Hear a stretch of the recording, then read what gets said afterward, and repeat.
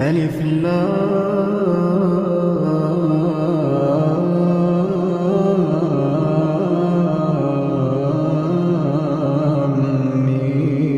ميم.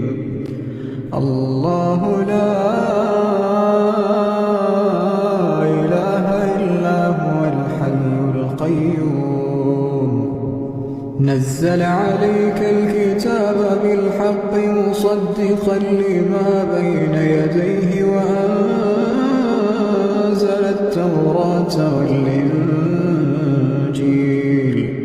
من قبل هدى للناس وأنزل الفرقان إن الذين كفروا بآيات الله لهم عذاب شديد والله عزيز ذو انتقام.